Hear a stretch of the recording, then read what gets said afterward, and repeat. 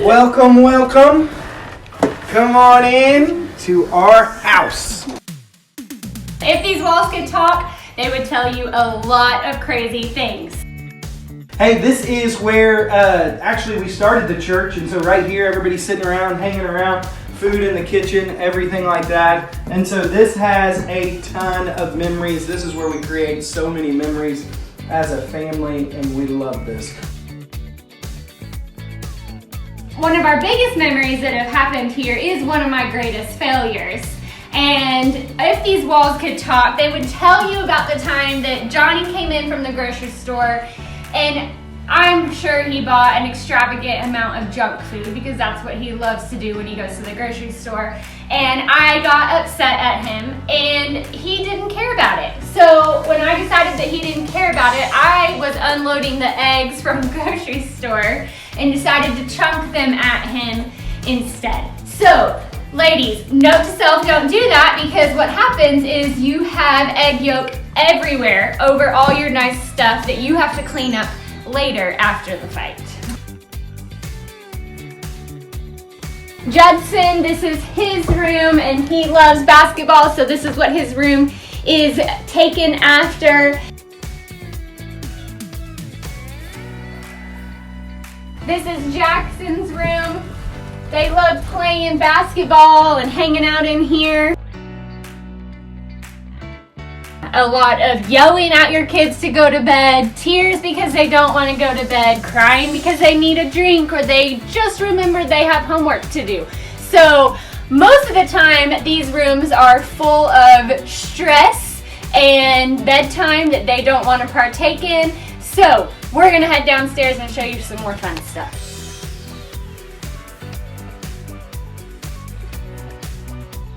This is our basement. This is the area, as a lot of you guys know, that was flooded a few months ago that caused a lot of stress. You're also going to see most of my time. You're also going to see Johnny hopping on this bike for the first time in his life. It has been sitting there unused, and so now he feels like he should hop on it. So. Yeah, I'm on it a lot.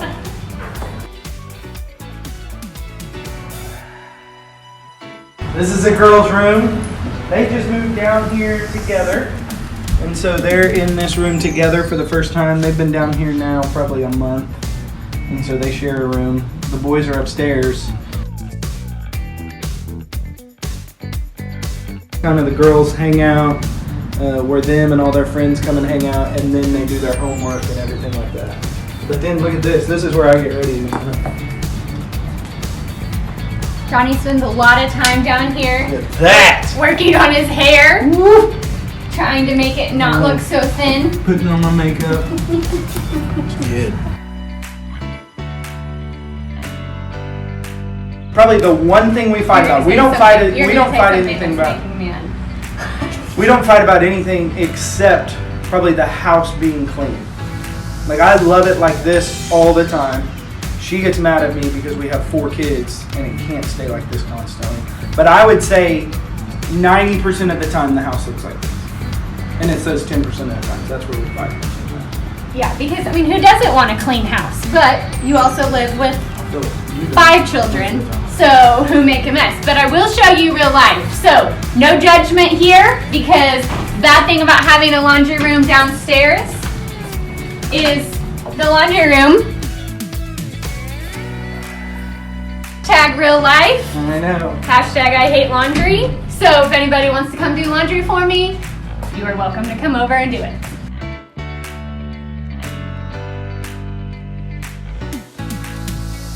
Hey guys, welcome to the last room in our house, which is one of our favorite rooms. It's our bedroom. We spend time in here fighting. We spend time in here talking things out. We spend time in here making big decisions and having some fun as a family too.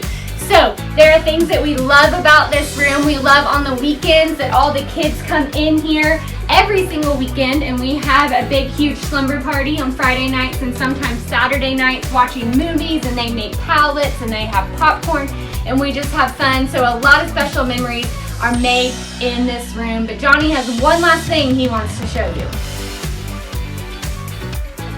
This is one of the most important things for us as a family. In every bathroom of the house, this is up there. And so then, while the kids are brushing their teeth, fixing their hair, getting ready, they see every single day what they're supposed to be praying for. Their brothers and sisters, their mom and dad, and then friends and family, what they're praying for them every single day specifically. And so they spend some time while they're doing that just praying. So we love just that time right there. We wanted to let you in as we start this brand new series, If These Walls Could Talk, just see a little behind the scenes. We did all that in one take until we got to our bedroom. And then Heather would not let me say things like, see, getting in trouble. Like, this is where the magic happens. Like, if these walls could talk. Like, she wouldn't let me say that, so then we'd have to start over and she'd get mad. Man, we had fun doing that. But listen, as we start this series, I want us to just kind of think, let our guard down and just realize what God desires for husbands and wives is for us to have the best marriage possible. God doesn't want us just to survive marriage. He wants us to thrive in marriage. And so in order to thrive, we have to go to the Word of God and we have to figure out what is it that God desires to say to us in our marriage. And so right now in our life, we are super busy as a family. I mean, it is crazy nuts right now. We are going everywhere all the time. For some reason, Judson is on 3 basketball teams right now, and he's practicing for baseball. We were not thinking this through very well at all. Addie is doing gymnastics and cheer. Haley is taking voice lessons and piano lessons. Jackson is doing basketball and starting baseball. And so we don't have a single night. It is crazy life all the time. We are at the gym or going somewhere or doing something constantly. Well, not too long ago, we got home and we were just exhausted. It had been one of those days where we had run around and we had done everything all day long. We finally get home late at night. Kids still have some homework to do and we're, kindly yelling at them saying, hey, do your homework before bed. And so we're doing all of this stuff. And finally, it's quiet. We get in bed and just trying to get some sleep, fall asleep. And I don't know about you, but inevitably, in my house, the fire alarm, the smoke detectors do not go off until the middle of the night when you are absolutely exhausted. I don't know why they can't go off during the day and just start that beeping. Beep! Beep! Beep! So you jump out of bed and you're going around and you're looking, you're half asleep, and so I'm walking and I'm looking and I'm like, it's this one. Beep! Like, dadgummit. Beep! And it's like they're playing games with you and they know, like you're tired and exhausted and they're switching back and forth on which one is beeping, and then you're upstairs and then you're like, no, it was downstairs. And so you're running downstairs trying to figure. So if you go through our house, if they would have filmed the ceiling, every single one of our smoke detectors has been pulled out and it is just wires exposed. I cannot figure them out to save my life. I put new batteries in. I do everything. I hit the reset button and still beep all night long. One night we probably tried to fight it for 2 hours. And I was like, this is the most ridiculous thing. Now the kids are up. And when the kids get up, they think it's morning. So, hey, let's go watch a movie, go have some breakfast or something. I'm like, it is the middle of the night. You are not getting up, playing games, running around, go back to bed. But a lot of times, this is how marriage is. A lot of times, out of nowhere, all of a sudden, an alarm starts sounding. Beep. Like, I didn't see that coming. Beep. I don't know where that's coming from. Beep. I don't know how to make it stop. And all of a sudden in your relationship, it goes from just a warning to all of a sudden this loud meep, meep, meep, meep. Everything's in chaos. And so today I want to look at that. And I want us to talk about conflict. Because here's the thing. We are all going to face conflict. It's not a matter of whether we will face conflict. It's a matter of how are we going to handle the conflict that we are going to face in our relationships. And so as you open your Bible, open up to Matthew, and we're going to look at chapter 5 and start in verse 21. And as you're turning there, the verses will be on the screen, and it says this: "You have heard that it was said to the people long ago, 'You shall not murder, and anyone who murders will be subject to judgment.'" That's the perfect verse for a marriage talk in church. If you murder them, there's a problem. But here's what it says: "But I tell you that anyone who is angry with his brother or sister will be subject to judgment. And anyone who says to his brother or sister, 'Raka,'" it's a bad word. It means vain, empty, worthless, but it sounds just like a terrible word. Raka! And so that's what I use in the house now. "Is answerable to the court. And anyone who says, 'You fool,' will be in danger of the fire of hell. Therefore, if anyone is offering your gift at the altar and then you remember that your brother or sister has something against you, leave your gift in front of the altar and first go and reconcile with them. Then come and offer your gift. Settle the matter quickly with your adversaries who is taking you to court. Do it while you are still together on your way, and your adversary may hand you over to the judge, and the judge will hand you over to the officer, and the officer will throw you into prison. Therefore, I tell you, you will not get out until you have paid the last penny." See, what you have to understand is what starts in the heart never stays in the heart. Conflict, what starts in the heart, it never stays in the heart. Eventually, conflict comes out. Eventually, it comes to the surface. Eventually, there is a time where you are going to fight each other. Eventually, there is a time where this boiling that has been taking place is finally going to come out of the pot, and you're going to have to deal with it head on. See, what you have to understand is the enemy's desire is to destroy your marriage. The enemy does not want you sitting in church right now with your arm around your spouse, cuddled up next to each other, looking and gazing into their eye and just thinking life has been so incredible and I am the luckiest person in the world. The enemy wants to destroy your marriage because misery loves company, and the enemy of God is miserable, and he wants to bring you into his misery. But here's the thing, the enemy does not just drop bombs into your marriage and just destroy your marriage right off the bat. Nobody gets married and then all of a sudden there's one bomb dropped and then it's divorce, it's done, it's over, we're through. No, what happens in most marriages is Heather and I sit down and have conversations with couples.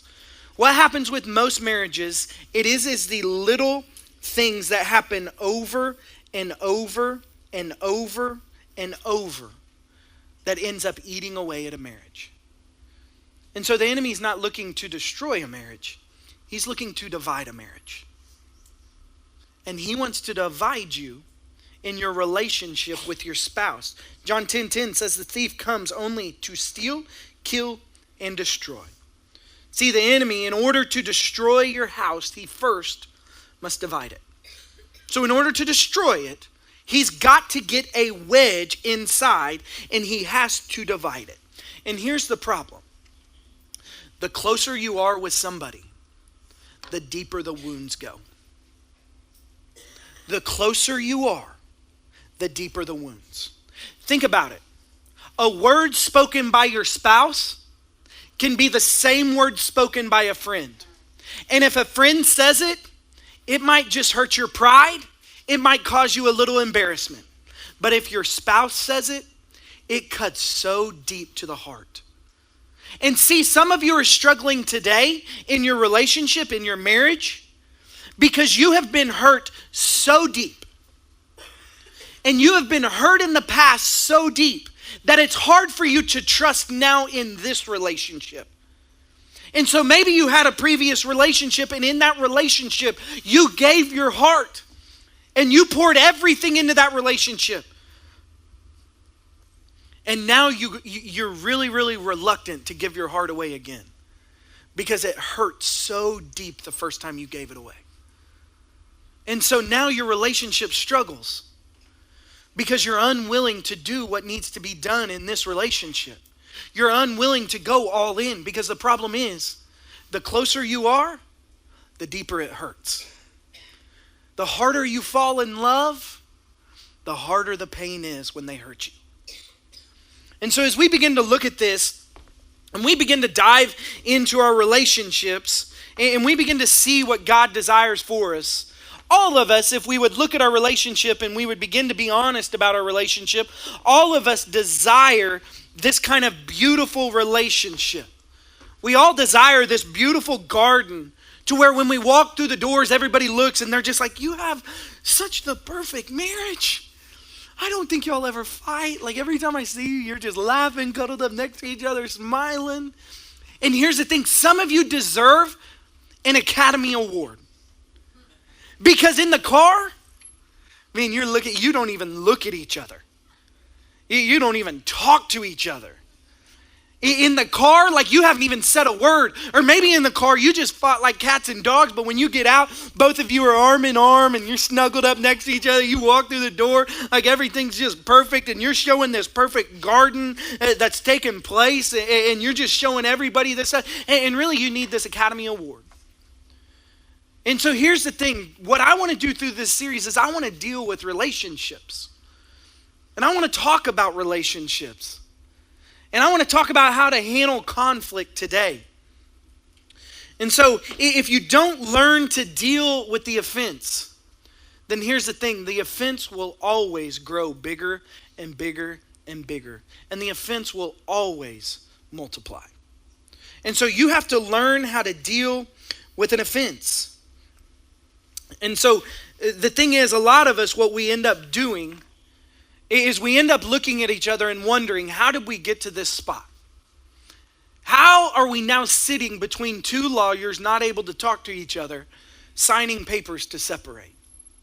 I don't even realize how we got to this point. And it escalated so quickly and ended so quickly. For me, one of my weak moments and weak points in life is driving a car. I believe everybody is a terrible driver but me. And so when I am on the road, there is some anger issues that may come out as other people are driving next to me. One of those anger issues that is a learned issue. It is something that my dad taught me. And when we used to drive with my dad, one thing that I learned is you don't let people ride your bumper. You just don't do it. And so what you do in order to solve that problem is you slow down. They get on your bumper, you let off the gas, and you go as slow as you can until they get off your bumper. And so I learned this from my dad. And so this is a principle in life of being a good driver that you have to learn. And so we were driving on the turnpike not too long ago, and as we're driving down, all of a sudden this car gets behind me. And he's just riding my bumper. And so at first I'm just like, all right, like get out, I give him, just that little brake tap. See the lights. All you got to do, first warning is see those lights, something's going to just a quick, there's the lights, back off. And he's so close you can't even hardly see the headlights. And so then I'm start getting a little heated. I'm like, man, this sucker better get off my tail. Get off. I've learned this. This is what you're supposed to do. So I let off the gas. And he's just right on me. So now I'm getting a little more heated. And Heather's like, just get over. And I'm like, whoa. I was in this lane first. He can get over and go around me. Like I am doing everything right. This is not, she's like, don't make this an issue. Just get over and leave it alone. I'm like, I'm not making it an issue. I'm not riding his bumper. He's riding mine. Like how am I getting in trouble for this? She's like, you are doing 25 on the turnpike. That's why you're in trouble. And I'm like, well, he's going to get over. And so we're riding down the road, and all of a sudden I hear my boys and they're turning around and I can see them kind of yelling at him like, get off our bumper and stuff. And I'm like, oh gosh, it's probably not what I want them learning. And so they're yelling at the guy behind us. Finally, he gets over. And instead of going around us, he pulls right up next to us. He wants to have a conversation. I'm interested in what he has to say. I'm just a curious person. So I'm like, let's see what he has to say. Maybe he was so close he saw something on my back bumper that I need to know about. I don't know. Maybe he's trying to be a nice guy and just let me know. And so I'm trying to roll the window down, and Heather's got the window and she's holding it up so I can't get it down. And I'm like, you better let me roll that window down. Now I look weak. He's got his window down yelling at me, and I can't get my window down. Now this is a matter of pride and being a man. I got to be able to hear what he's saying. And so I can't get the window down. She won't. She's just like, go now, go. And I'm like, why am I getting in trouble? I was just driving. We were singing, having fun. And now this guy comes up next to me and he's doing, I don't understand. Like, how is it on me? And she's like, you better go right now. And I see him and he's like, pull over. And I'm like, okay. I don't mind pulling over. You know what I mean? Packed and loaded, ready to go. And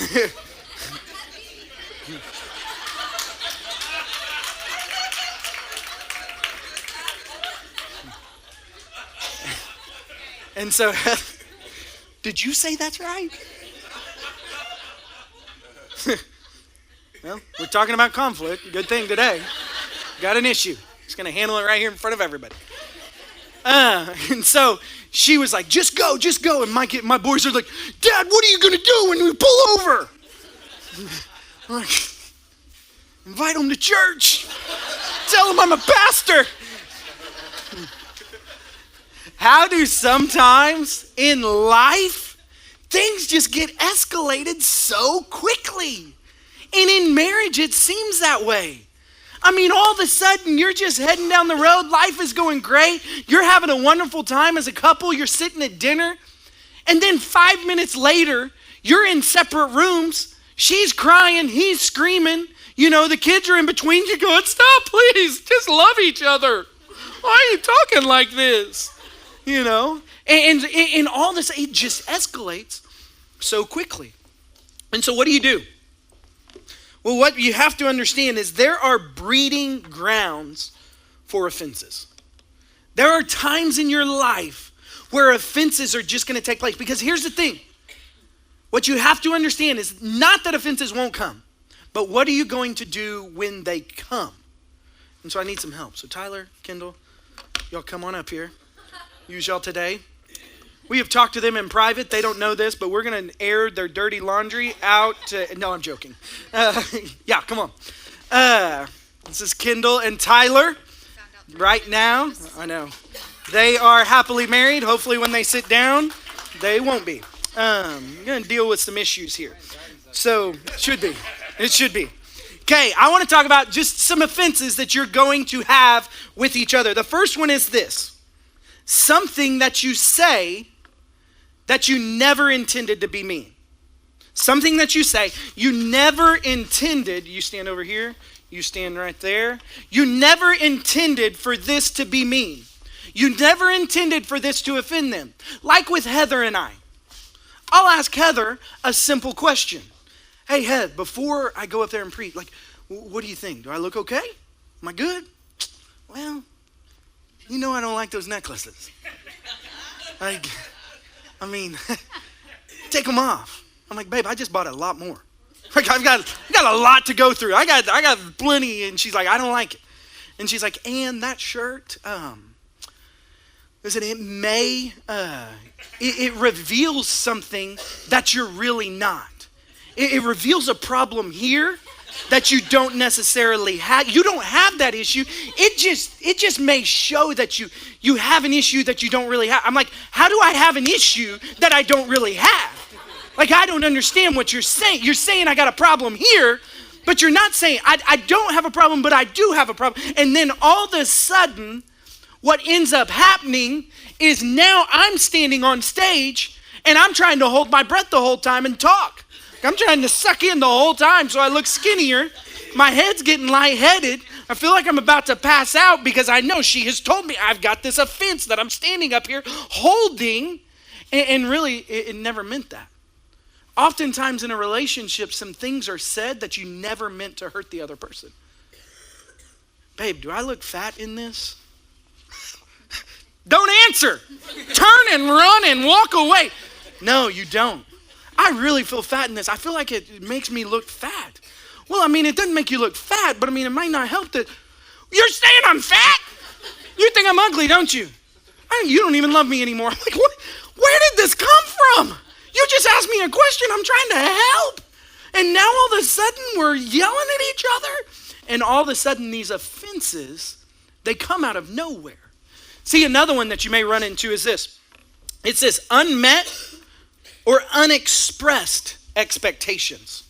And so a lot of times what happens in your relationship is there are things that end up happening and taking place. Let's say, for instance, a birthday. Let's say, for instance, Kendall grew up, and the way that Kendall grew up is her parents loved birthdays.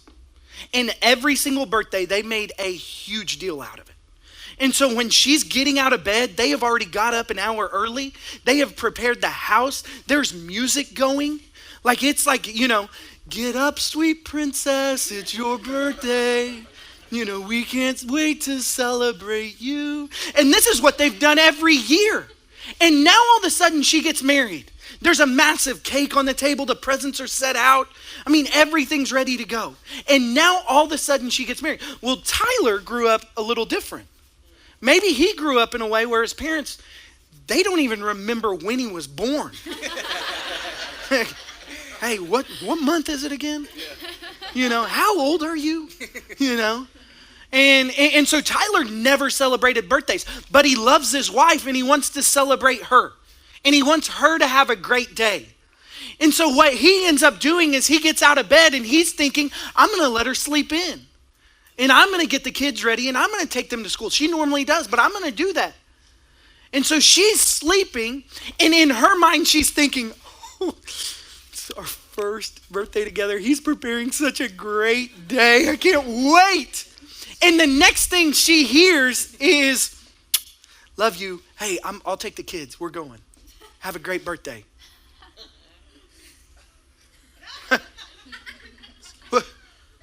Where's the song? I'm so glad you were born, you see. You were born, you see, for his good pleasure. A birthday wish came true when he gave this world you. And I'm so glad you came. Like, that's what we sing to our kids. Thank you.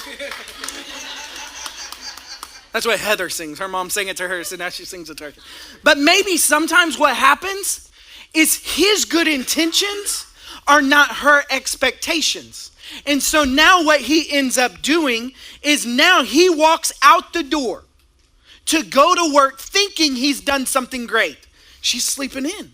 Like, I would love to sleep in, so it must be a great birthday present. He goes to work, he's having a great day, and during the day he's thinking, when we get home, I'm gonna go buy a cake, you know, from Walmart. It's not the cake she had. She had like a 4-layer tiered cake, you know, theme for each year she was born and different thing, like just incredible. Well, he's buying this Walmart cake, and he's like, the kids are gonna cook dinner, and we're just gonna have a great family night.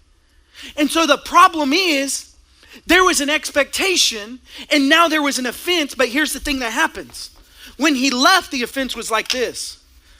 But now, she's been at home all day. And she's been thinking, what is wrong with this guy? What is that? How did he not know to make my birthday a big deal? He just gave me a kiss and walks out? Who loves somebody and does that? And Tyler's thinking, at least I remembered the day. Like, my parents never remembered the day. At least I remembered. And we're going to do something tonight. And so when he comes in, all of a sudden, she's ticked.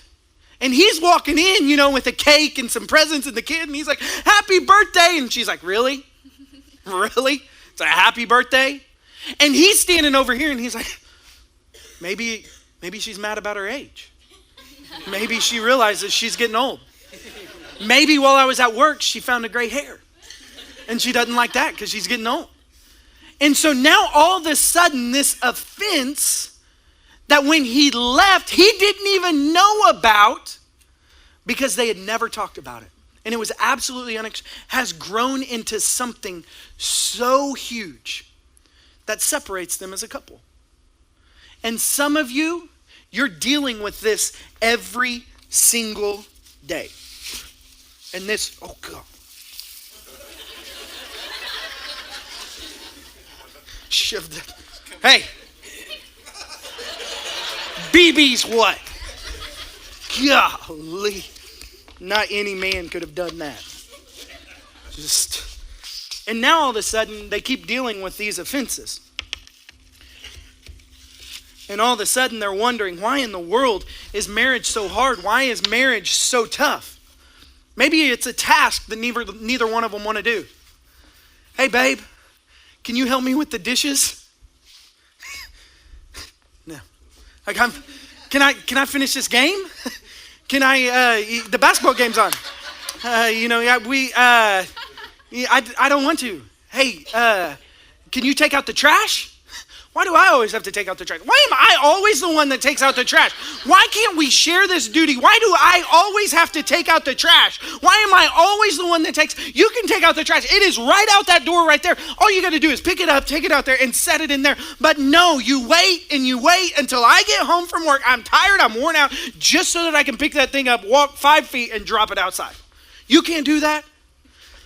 And now all of a sudden it's back and forth from these tiny little things that neither one of you want to do. Well, hey, can you help me vacuum? No, I'll buy you one of those things, the robots that just spin around. Can you get up with the kids? I'm tired. I've been getting up with them every single night. I've got up with them the past 3 nights in a row. Can you just get up with the kids tonight? I'm so tired. I just want one night of sleep. I got to go to work and work all day. I got to get my sleep. Like my boss is not going to look at me and go, oh, hey, take a nap on the floor today because you got up with the kids. No, I've got to get my sleep. You get up with the kids. You can take a nap during the day. And then all of a sudden these offenses, neither one of you really want to do. All of a sudden it starts creating this divide inside of each other. Or, my personal favorite, well, that's not how my dad did it. Then call your dad. I think the way I'm doing it, you call your dad, right? He can come do it. Or maybe, wish you would treat me like Johnny treats Heather. Such an amazing man. Such a good husband. He's just constantly loving her and kind to her. Builds her up. I mean, just those eyes he looks at her with. I wish you looked at me the way Johnny looks at Heather. And then all of a sudden you've got these offenses. You've got these things right here. Because all of a sudden you start bringing people from the outside into your relationship and it starts causing this offense. Or maybe it's the beautiful annoyances when you were dating that you loved. Oh my goodness, every time I cooked a meal, after every meal, he would burp. And I just knew when he burped, like that was just him saying he loved my meal. And it just was so good.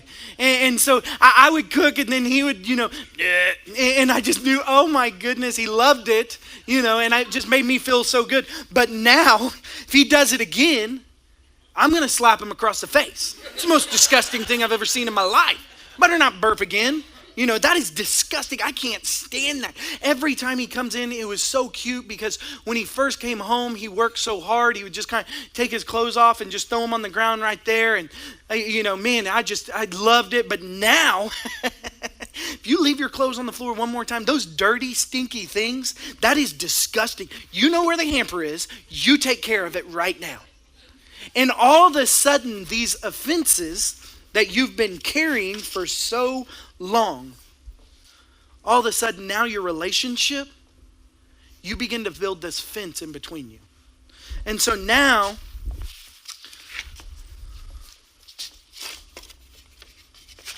when you go to try and give him a hug, when you go to try and give him a kiss, you don't understand what's wrong with the relationship. You don't understand what's changed. And the problem is there's something in between that you have to deal with that has not been dealt with. There's an offense. And now all of a sudden you're fighting through it. Do you want to build a snowman?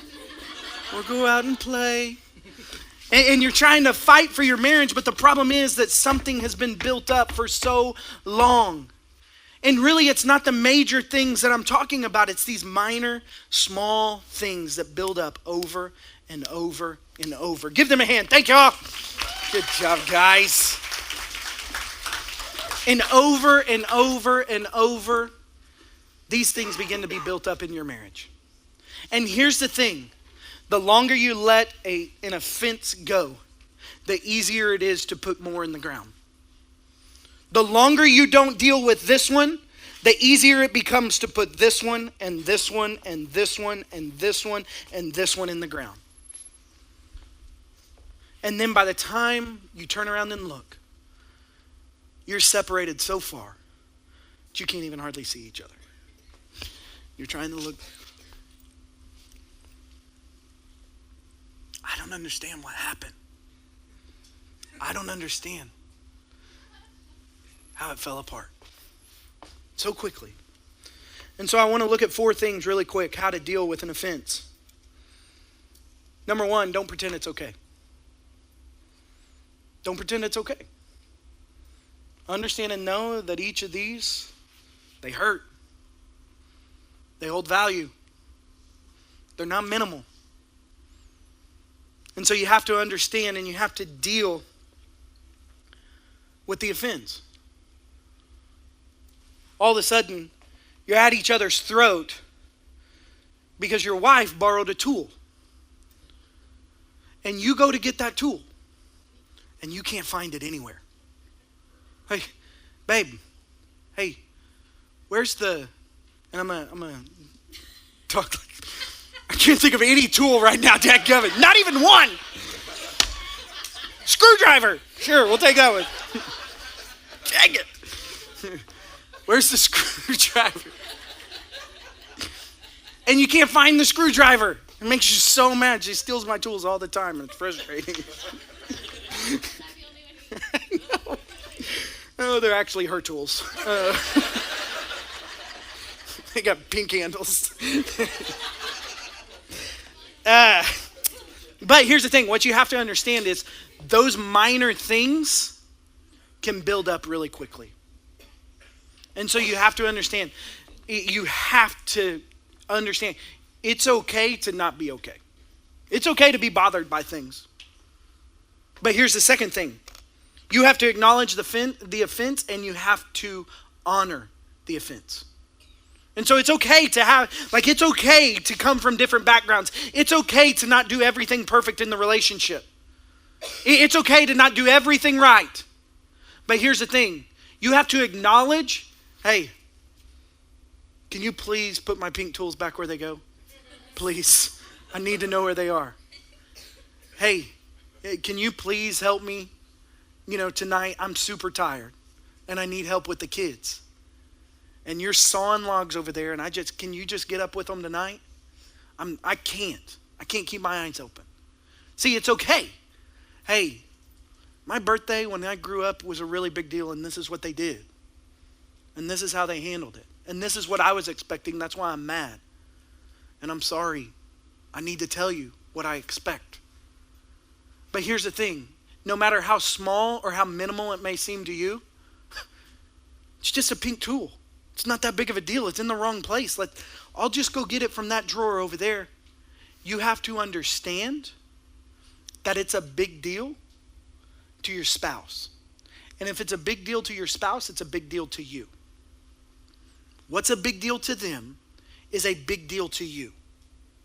And so you have to honor the offense and you have to correct what you have the ability to correct.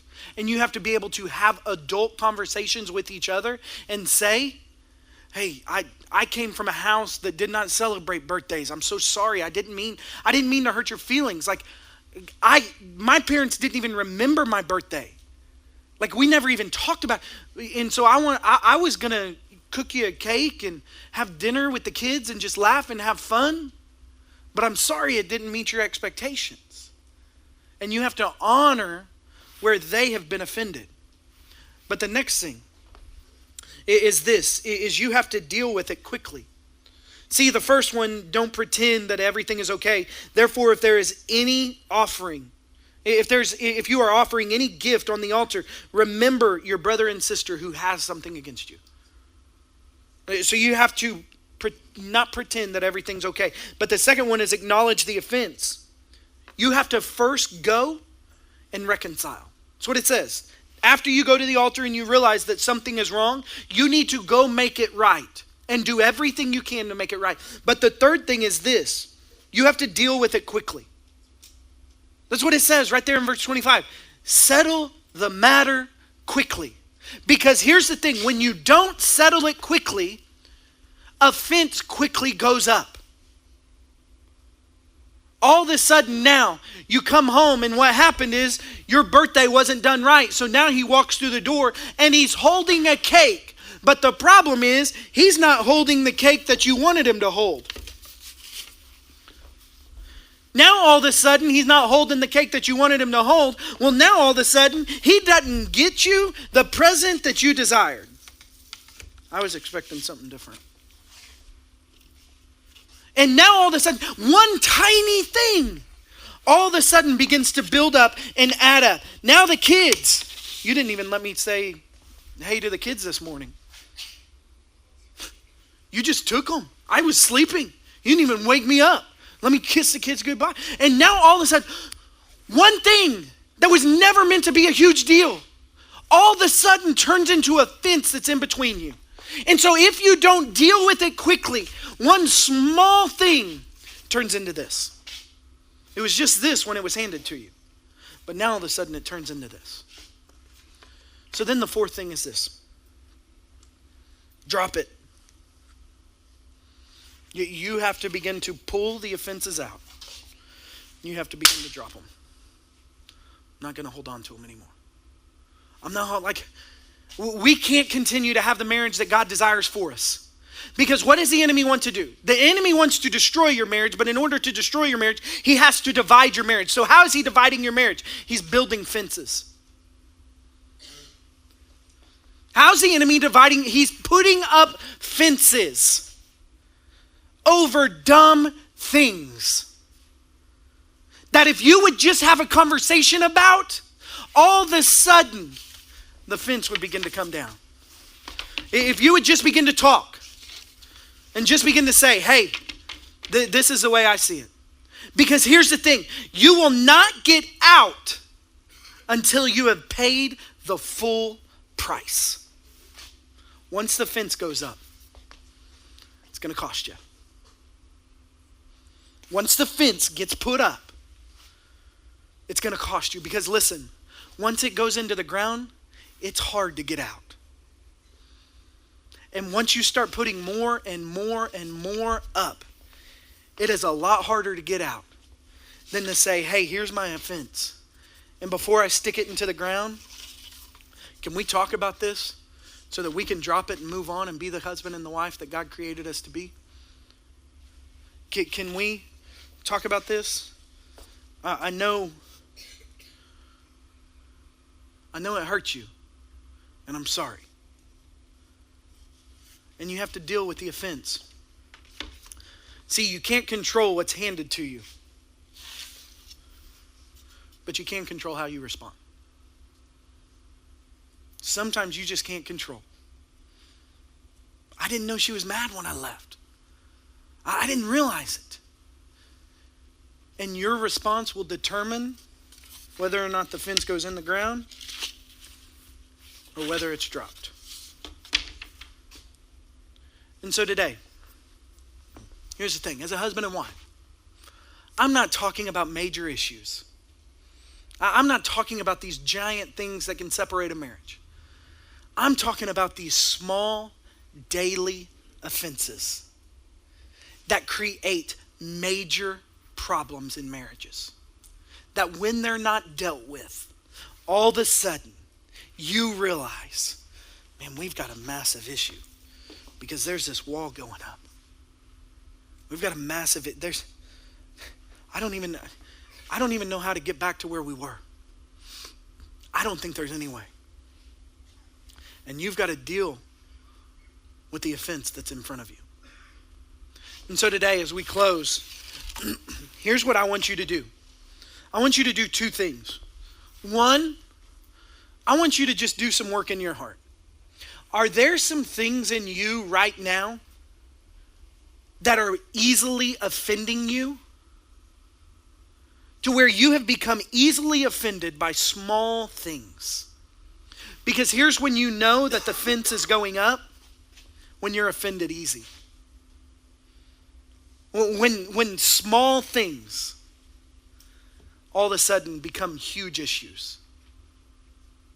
That's when you know that you are an easily offended person in the relationship.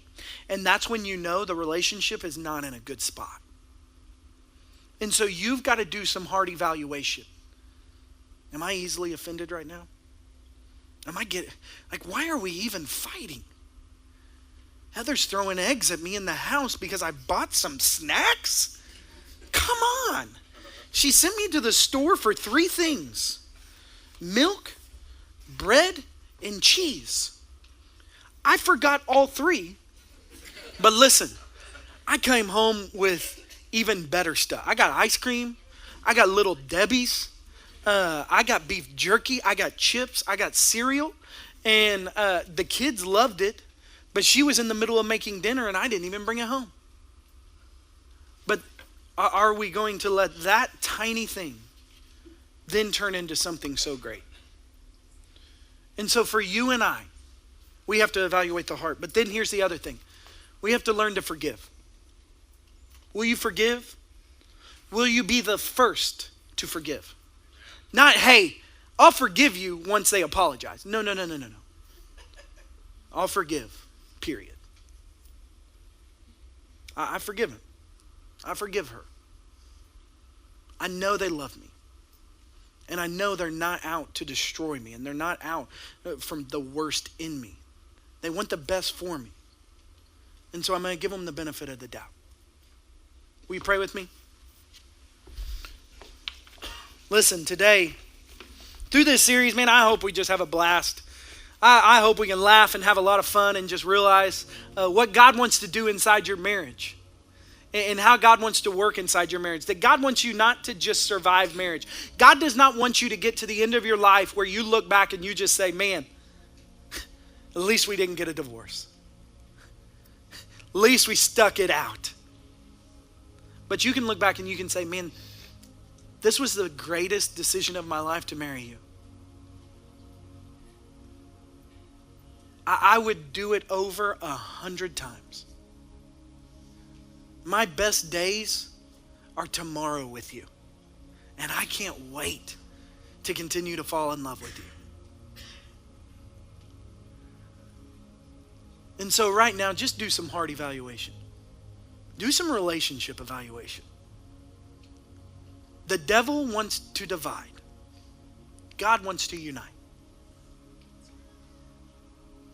God, right now we come to you. God, thank you for your word. God, thank you that we can just look to your word and see what you desire for us. God, I pray right now that we would not let what the enemy desires to destroy us, to divide us. I would not let, God, I pray that we would not let those little wedges come in between. But God, we would be focused on who you are and what you desire for our relationships. In Jesus' name, amen.